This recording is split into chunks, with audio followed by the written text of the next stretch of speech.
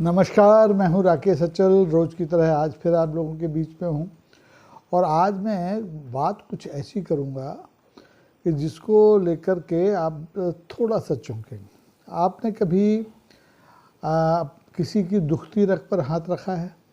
नहीं रखा ना? कभी रख कर देखिए। दुखती रग पर हाथ रखने के बाद जो प्रतिक्रिया होती है वो ऐसे होती है जैसे किसी ने बिजली का नंगा तार जिसमें से करंट प्रवाहित हो रहा हो वो छू लिया हो। ऐसा झनझनी सी हो जाती है, लोग झन्ना जाते हैं। आज और कल में पिछले 24 घंटे में इस देश के सैकड़ों ऐसे राजघराने हैं जिनकी दुखती रग पर हाथ रख दिया कांग्रेस के एक नेता ने, जिनका नाम है राहुल गांधी, जो लोकसभा में प्रतिपक्ष के नेता हैं। उन्होंने न तो किसी आम सभा में कोई भाषण दिया राजघरानों के खिलाफ, और संसद तो अभी शुरू हुई नहीं है, 25 तारीख से शुरू होगी, 25 नवंबर से। लेकिन उन्होंने एक लेख लिख दिया, और एक लेख है, मैं तो रोज़ ही लिखता हूँ, राहुल गांधी कभी कभी लिखते हैं या लिखवाते हैं, भगवान जाने। प्रधानमंत्री का भाषण वो खुद बोलते हैं या कोई लिखता है, ये भी कोई नहीं जानता। लेकिन राहुल गांधी के नाम से जो लेख छपा है उसमें जो देश के राजघराने हैं उनको दब्बू कह दिया गया। और इतना कहना है कि इस देश के ढेरों राजघराने के लोग तिलमिला उठे और राशन पानी लेकर के राहुल गांधी के ऊपर चढ़ बैठे। उनका बस चले तो वो राहुल गांधी को पकड़ के उनके सारे सिर के बाल नोच के फेंक दें, उनका केस लोचन कर दें। इतने गुस्से में कि आखिर उन्होंने भारत के राजघरानों को ईस्ट इंडिया कंपनी के सामने दब्बू कैसे कह दिया। अब भारत के राजघराने सूरवीर हैं, निश्चित तौर पर बहुत से राजघराने सूरवीर हैं, रहे होंगे उस ज़माने में जबकि लड़ाइयाँ लड़ी जाती थीं अंग्रेज़ों से, मुग़लों से, तब हो सकता है राजघराने रहे हों। महाराणा प्रताप जैसे लोगों के नाम तो हम लोग बचपन से पढ़ते ही आए, ऐसे राजघराने रहे होंगे। लेकिन उनकी जो मौजूदा पीढ़ियां हैं वो भी क्या उतनी सूरवीर हैं, वो भी क्या उतनी लड़ाकू हैं, वो भी क्या अपने स्वाभिमान के लिए जान देने के लिए तैयार होती हैं। ऐसा मुझे देखने में नहीं आया। राहुल गांधी के लेख के बाद सबसे ज़्यादा तिलमिलाए इस देश की एक बहुत बड़ी रियासत होती थी, ग्वालियर की सिंधिया रियासत। वो भी जैसे दक्षिण में हैदराबाद के निज़ाम का नाम था, ऐसे इस हिंदी पट्टी में सिंधिया की रियासत का नाम हुआ करता था। उसके चश्मो चिराग हैं इस समय केंद्रीय मंत्री ज्योतिरादित्य सिंधिया। वो तो आग बबूला हो गए। उन्होंने तो सीधे कह दिया कि राहुल गांधी कुछ जानते ही नहीं है, नासमझ है, उन्हें इस देश के इतिहास का कोई ज्ञान नहीं है। भारतीय जनता पार्टी की एक और नेता है राजस्थान में, वो भी राजघराने से आती हैं, श्रीमती दिया सिंह। उनका भी स्वाभिमान का दिया इस टिप्पणी के बाद जल गया कि और वो भी बमक पड़ी। तो अब एक के बाद एक लंबी फहरिस्त है जो राहुल गांधी द्वारा लिखे गए लेख में उल्लेखित इस शब्द से तिलमिलाए हुए हैं कि इस देश के राजघराने ईस्ट इंडिया कंपनी के सामने दब्बू साबित हुए, और आज भी वो उनका जो स्वभाव है वो गया नहीं है। निश्चित तौर पर अगर आप देखें कि ये राजघराने अगर शुरू से एक रहे होते, एक राष्ट्र की इनकी परिकल्पना रही होती, तो इस देश पर, इस महान देश पर, इस सनातन संस्कृति वाले देश पर कोई बाहर का आतताई आके प्रभुत्व जमा ले, शासन करे, और 1-2 दिन 4 साल नहीं, शताब्दियों तक शासन करे। मुग़लों को देख लीजिए, अंग्रेज़ों को देख लीजिए, उसके पहले शाह कहूँ और जाने कौन कौन आए, और सबने इस देश पर शासन सिर्फ इसलिए किया कि इस देश के जो राजघराने थे उनकी जो राजसत्ताएँ थीं, उनकी जो चिंताएँ थीं, वो अपनी अपनी एक छोटी छोटी परिधि में थी, जो किसी की रियासत थी, किसी की जागीरदार थी, किसी की जमींदारी थी, लेकिन मूड सबका एक था, सामंत थे।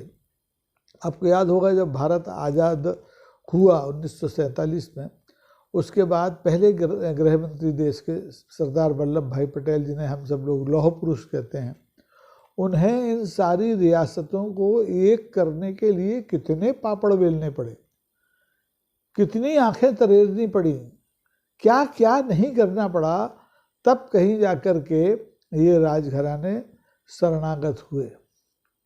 और आप तो शायद यकीन हो या ना हो, मैं तो राहुल गांधी से तो शायद थोड़ा इस मामले में इतिहास में चूंकि मेरी रुचि है तो जानता हूँ कि हमारे देश में अगर 500 सवा 500 राजघराने रहे होंगे तो उसमें से सूरवीर जो हैं, जिनका कि नाम इतिहास में दर्ज है, जिनकी तलवारों की चमक, भालों की दमक और तीरों की जो नुकीलापन है, वो आज तक लोगों को याद है।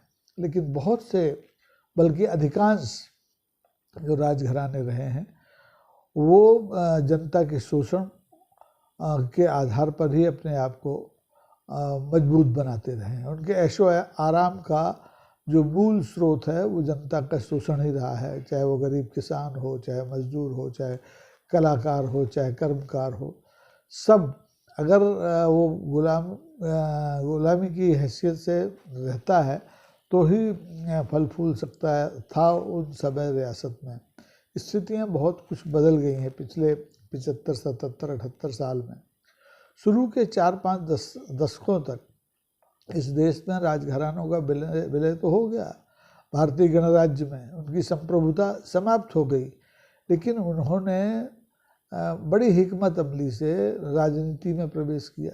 सबसे पहले आज़ादी के बाद कांग्रेस ही सबसे बड़ा दल था, सबसे प्रभुत्व वाला दल था, सबसे लोकप्रिय दल था, तो अधिकांश राजघराने कांग्रेस में शामिल हुए और कांग्रेस में शामिल रहते हुए उन्होंने अपनी जो अकूत संपत्तियां थी, महल थे, ज़मीनें थीं, और इन सबको बचाने की भरपूर कोशिश की।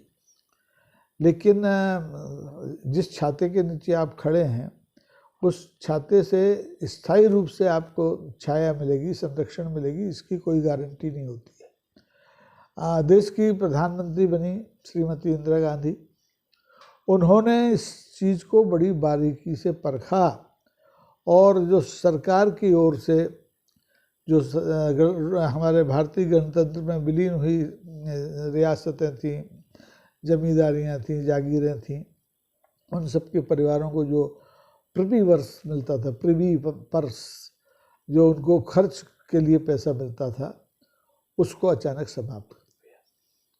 और आप देखेंगे कि इस घटना के बाद इस देश के जितने भी सूरवीर, महावीर राजघराने हैं वो एकजुट हुए, लेकिन उनकी एकजुटता चूं चूं का मुरब्बा साबित हुई।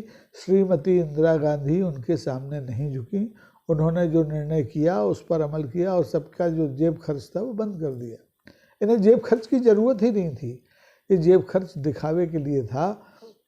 बाकी तो उनके पास जनता से एकत्र किया गया जो तमाम सारा धन था, जो महल थे, जो ज़मीनें थीं, जो हीरे जवाहरात थे, वो सब थे उनके पास। वो तो सरकार ने छीने नहीं थे, केवल एक स्वत्व जो था वो संपत्तियों का, जो उनकी ज़रूरत से ज़्यादा की संपत्तियाँ, जिसमें बूढ़ी पुरानी इमारतें थीं, वो चली गई थी, और एक ज़मीन रखने की कुछ हदबंदियाँ थीं, वो ले ली गई थी शासन ने। लेकिन फिर भी इतना कुछ बच गया इन राजघरानों के पास, आज भी है, कि ये अडानी अंबानी जैसे वैभव का जीवन जीते हैं। हालांकि जब से रियासतें गई हैं तब से ये लोग इतने कंजूस हो गए हैं कि अगर आप इनके घर चले जाएं तो ये आपको चाय और पानी के लिए ना पूछें, लेकिन शान शौकत आप देखें दिवाली दशहरे पे क्या पुराने पुराने जो तमगे हैं और जो कपड़े हैं, जो हथियार हैं, वो निकाल कर सज धज के साथ निकलते हैं। इनकी जो धर्म ध्वजाएँ हैं, जो राज चिन्ह हैं, वो सब म्यूजियम का अंग बन गए हैं, लेकिन ये है कि उनसे चिपके हुए हैं, उन्हें छोड़ना नहीं चाहते। और इसका ताज़ा उदाहरण मैं आपको बताता हूँ। हमारा जो ग्वालियर शहर है मध्य प्रदेश का, जो सिंधिया रियासत की राजधानी होता था, उस शहर में लोगों के पास चलने के लिए सिटी बस नहीं है। मेट्रो तो छोड़ दीजिए, सिटी बस नहीं है, ढंग के सार्वजनिक परिवहन के साधन नहीं है, बाग बगीचे नहीं है। दिल्ली की हवा ऐसी प्रदूषित है, ऐसी हवा ग्वालियर की प्रदूषित है, धूल धुआं उड़ रहा है। लेकिन ये ग्वालियर का जो हमारा शाही परिवार है, वो आज़ादी के बाद से लेकर अब तक अपने राजनीतिक दांव पैंच से अपनी संपत्तियों को बचाए हुए है। और इतना ही नहीं, अब तो जो माननीय प्रधानमंत्री ने देश के 200 शहरों में पहले चरण में जो स्मार्ट सिटी योजना लागू की थी, उस योजना के तहत, सांसद निधि के तहत, जो शहर के चौराहे हैं उनकी जो बाउंड्रीज होती हैं, उन पर अपने उस सिंधिया घराने के, उस राज परिवार के राज चिन्हों को लोहे की और पत्थर की जालियों पर अंकित करा दिया है, जो कि कब के भारतीय गणराज्य में विलीन हो चुके हैं, जिनका कोई कहीं वजूद नहीं है। लेकिन है साहब, जैसे होता ना बंदर या मादा बंदर होती है, उसका अगर बच्चा मर जाए तो उसको सीने से चिपकाए रहती है जब तक कि वो खुद छूट के न गिर जाए।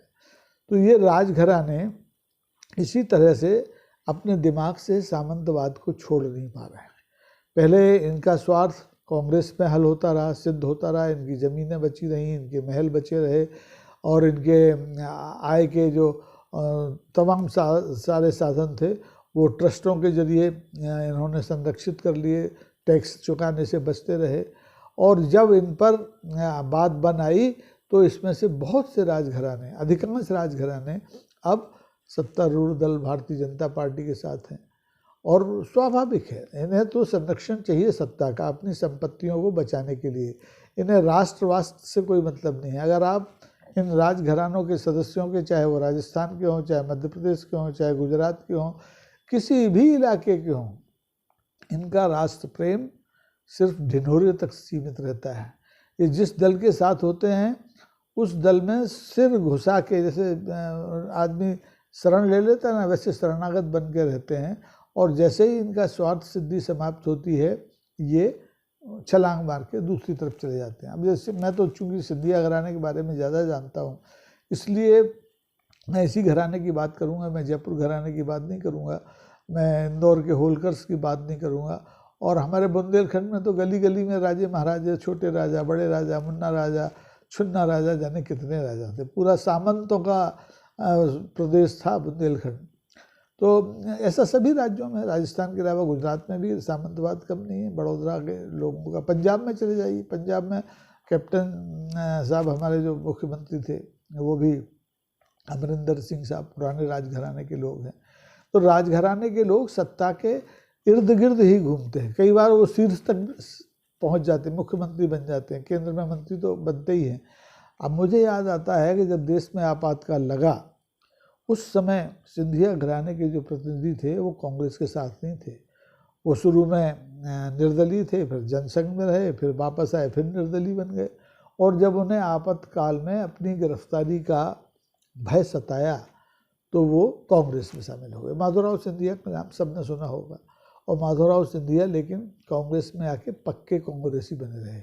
उन्होंने सामंतवाद को अपने सिर से तो नहीं उतारा, लेकिन छुपा लिया, अंदर की जेब में, खलीते में रख लिया, जो सार्वजनिक रूप से नहीं दिखता था। वो लोकपथ, राजपथ से लोकपथ पर उतर आए थे। उनकी माताजी ने भी यही किया। वो आजन्म भारतीय जनता पार्टी के साथ रहीं। हालांकि जब वो भारतीय जनता पार्टी में गई तब भारतीय जनता पार्टी सत्ता में नहीं थी, लेकिन शुरुआत उनकी कांग्रेस से ही हुई थी। पंडित जवाहरलाल नेहरू और सरदार वल्लभ भाई पटेल उनके यहाँ खूब आते जाते थे। और जो उस समय तो राजे चलते थे, 60 तक तो राजे चले ही मेरे ख्याल से, 1960 तक। तो वो राज प्रमुख सिंधिया परिवार के जो जीवाजी राव साहब थे, अंतिम महाराजा वो रहे। लेकिन आज भी आप देखें तो हर राजघराने में युवराज हैं, हर राजघराने में महाराज हैं, हर राजघराने में राजमाताएं हैं, हर राजघराने में दीवान हैं, सब हैं। वो सिस्टम ख़त्म नहीं हुआ। आज भी दीपावली, मैसूर में तो आप देखते हैं, छत्तीसगढ़ में चले जाएं, छत्तीसगढ़ में दिलीप सिंह जी जो राजघराने के लोग थे, और अभी जो कांग्रेस की सरकार में सिंहदेव साहब थे, वो भी राजघराने के लोग थे। तो राजघराने के लोग अपनी सुरक्षा के लिए किसी न किसी सत्तारूढ़ दल के साथ, राजनीतिक दल के साथ रहते हैं, और उनकी जो बहादुरी है वो इस राजनीतिक आवरण में द्विगुणित होती दिखाई देती है, चमकती दिखाई देती है, लेकिन अंदर से वो बड़े, जैसा कि राहुल गांधी ने लिखा है, दब्बू टाइप के होते हैं। दब्बू न होते तो आप देख लीजिए कि ये राजनीतिक दल क्या अपनी अपनी पार्टियां नहीं बना सकते थे। इनकी कोई राजनीतिक विचारधारा नहीं है, इनका राजनीतिक विचार वहीं तक सीमित है जहाँ तक कि इनके हितों की सुरक्षा होती है। अब मैं बार बार ग्वालियर लौट के इसलिए आता हूँ कि ग्वालियर में हमारा जो राजघराना है वो हर चुनाव में कहता है जनता से कि हमारे तुम्हारे 250 साल पुराने रिश्ते हैं, 300 साल पुराने रिश्ते हैं, लेकिन 1857 की जो लड़ाई हुई थी अंग्रेज़ों के खिलाफ, उसमें झांसी की रानी महारानी लक्ष्मीबाई के साथ कथित तौर पर, मैं तो कथित इसलिए लगाता हूँ कि लगा देना चाहिए, नहीं तो फिर मुझसे भी लोग नाराज़ हो जाएंगे, इस सिंधिया घराने के तत्कालीन शासक ने, तब तो भारत आज़ाद हुआ नहीं था, महाराजा ही होते थे, और उनके पास अंग्रेज़ों के द्वारा दी गई ढेरों उपाधियाँ होती थी, आली जहाँ और जाने कौन कौन से, तो उन्होंने लक्ष्मीबाई का साथ नहीं दिया। अगर उनमें राष्ट्रवाद उस समय होता तो सब मिल के अंग्रेज़ों के खिलाफ लड़ रहे होते। झांसी क्यों लड़ रही थी, ग्वालियर क्यों नहीं लड़ रहा था, या दूसरे राजघराने क्यों नहीं लड़ रहे थे? क्योंकि सबको अपना अपना सूझ रहा था। देश किसी के सामने नहीं था, देश था भी नहीं उतना बड़ा, इतने छोटे छोटे हिस्सों में बटा हुआ था। और इसीलिए एक मुग़ल बादशाह ने राजस्थान पर जब किसी हमला किया और उसने दिन के युद्ध के बाद, रात को युद्ध विराम के बाद अपनी छावनी में से देखा कि प्रतिद्वंदी जो पक्ष है उसके यहाँ ढेरों छोटी छोटी छोटी छोटी बत्तियाँ सी जल रही हैं। तो उन्होंने अपने सेक्रेटरी से पूछा, वजीर से पूछा कि भाई ये क्या है? उन्होंने कहा साहब ये शाम का खाना बन रहा है अलग अलग चूल्हों पर, क्योंकि ये जो हमारे महाराजाओं की सेनाएं हैं इसमें अलग अलग जातियों के लोग शामिल हैं और सब अलग अलग बैठ के अपना खाना बनाते हैं, एक दूसरे का बना खाना नहीं खाते। इनकी कोई कॉमन साझा चूल्हा नहीं होता, इनकी कोई साझा रसोई नहीं होती। मुग़ल बादशाह समझ गए कि जो लोग इतने आपस में बटे हैं, जो लोग इतने क्या अब दब्बू ही कहना पड़ेगा, तो इतने दब्बू हैं, उनको तो कब्जे में लेना कोई बहुत बड़ी बात नहीं है। और इस बात को लेकर के जब कोई फिल्म बन जाए, जब कोई उपन्यास लिख दे, जब कोई कहानी लिख दे, तो हमारे राजपूतों की अब तो तमाम सेनाएं हैं। भारत में तो एक ही सेना है भारत की, इसके 3 अंग हैं, थल सेना, जल सेना, वायु सेना, लेकिन इन बहादुरों की कई सेनाएं हैं, कहीं अरणी सेना, कहीं करणी सेना, कहीं बरणी सेना, लेकिन मैं तो सबका सम्मान करता हूँ। सेना के नाम से ही मेरा तो भैया रोम कांपने लगते हैं। तो राहुल गांधी को मैं धन्यवाद नहीं दूंगा, मैं राहुल गांधी से बहुत नाखुश हूँ। उनको ये कृत्य नहीं करना चाहिए। किसी को दुख देने का क्या मतलब है? आपने दुखती रग पर हाथ रख दिया। अरे अंग्रेज़ों को गए भैया 77 साल हो गए, उस समय जो दब्बू रहा होगा। आप आज वो दुखती रग जो है जिस पर के मलहम दवाइयाँ लगा के लोगों ने अपना दर्द कम कर लिया है, किसी ने खुद उनकी पार्टी में शामिल होकर ये दर्द कम किया, कांग्रेस में, कोई भाजपा में चला गया, कोई कहीं चला गया, समाजवादी पार्टी में भी कई सामंत हैं पुराने। और अब तो स्थिति ये है कि इन तथाकथित बहादुरों को दब्बू मानने वालों की संख्या लगातार बढ़ती जा रही है। हालांकि इनका दब्बूपन देश के विकास में सबसे बड़ी बाधा है। अब आप जिन जिन सामंती शहरों में जाएंगे, जहाँ जहाँ पहले रियासतें रही हैं, उनके मुख्यालयों में अगर जनता के नेता खड़े हो गए आज़ादी के बाद, तब तो बात और है, वहाँ विकास भी हो गया होगा, वहाँ सहकारिता भी बढ़ गई होगी, वहाँ हर क्षेत्र में कुछ ना कुछ हुआ होगा। ग्वालियर शहर में तो हमारे जो महाराजा होते थे उस समय के कैलाशवासी माधवराव सिंधिया के दादा, वो तो बड़े प्रगतिशील थे।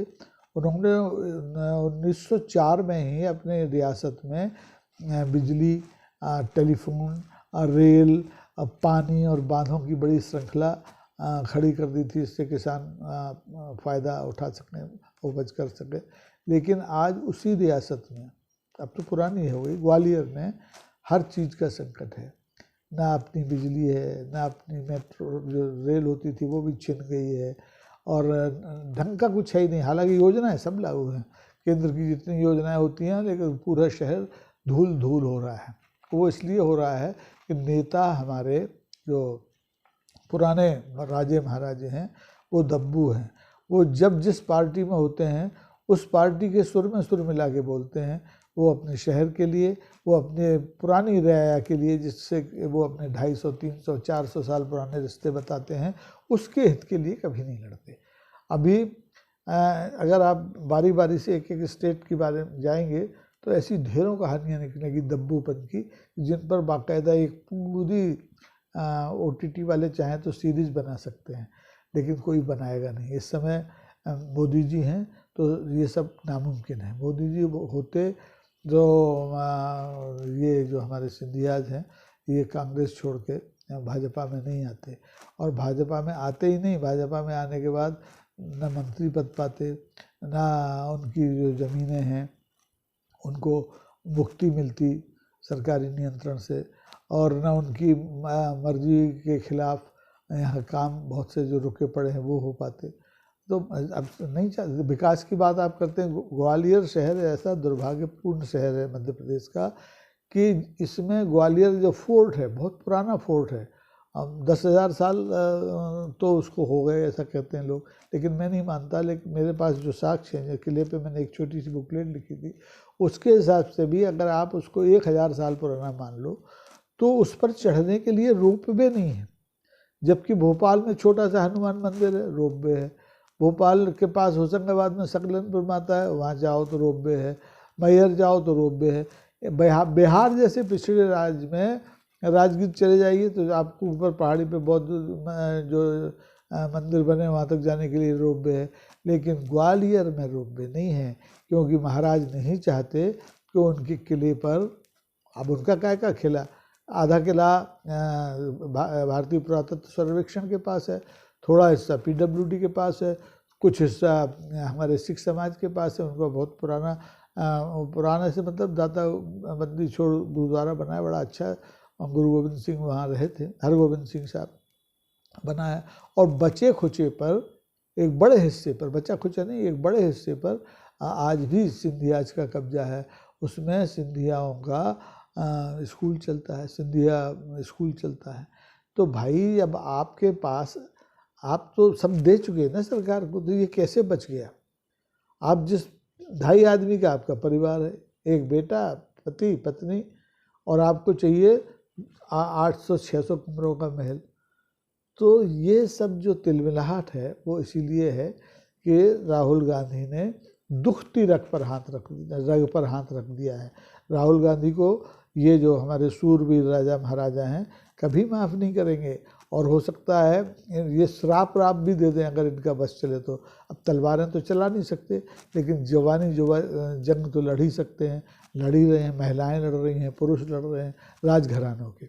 आम आदमी को तो इससे क्या लेना देना? आम आदमी तो बेचारा बहादुर है ही नहीं, गरीबी से, महंगाई से, बेरोजगारी से, हर तरह से सांप्रदायिकता से परेशान है। वो तो दब्बू हो गया, बना दिया उसको, हर सरकार ने दब्बू बनाया। अब तो यहाँ तक कहने लगे कि अगर बटोगे तो कटोगे। अब बताइए कहाँ करोगे, करो या मरो का नारा चलता था इस देश में, और कहाँ अब बटोगे तो कटोगे का नारा चल रहा है। जबकि देश एक ही है, देश में रहने वाले लोग सब एक हैं। बाहर से अब कोई नहीं आया, कोई ईस्ट इंडिया कंपनी इस देश में अंग्रेज़ों की नहीं चल रही है, कोई मुग़ल सल्तनत इस देशों में अपनी सत्ता नहीं चला रही है। जनता के द्वारा चुने हुए लोग सत्ता में बैठे हैं, चाहे वो राज्यों में हों, चाहे केंद्र में हो, किसी भी दल के हों। लेकिन नारे बड़े अजीबोगरीब हैं, और ये नारे देने वाले लोग ही राहुल गांधी की टिप्पणी से खिसियाए हुए हैं। तो भगवान इनका दर्द कम करे। और मैं तो राहुल गांधी से भी कहूँगा कि वो थोड़ी सी शालीनता बरतें, थोड़ी सी सद्भावना बरतें, और लोगों की दुखती रग पर हाथ न रखें। दुखती रग पर हाथ रखने से मुझे लगता है कि पुण्य तो किसी को नहीं मिलता, राहुल गांधी को भी नहीं मिलेगा। और मैं बोल रहा हूँ आज इस मुद्दे पर तो मुझे भी नहीं मिलेगा। बहरहाल ये सब आपके मनोरंजन के लिए, चूँकि एक तात्कालिक विषय था तो मैं आपके बीच आ गया हूँ। आपका बहुत बहुत धन्यवाद। अच्छा लगे तो शेयर करें, और अच्छा लगे तो लाइक भी कर दें, और अच्छा लगे तो सब्सक्राइब कर लें। आज के लिए इतना ही, धन्यवाद।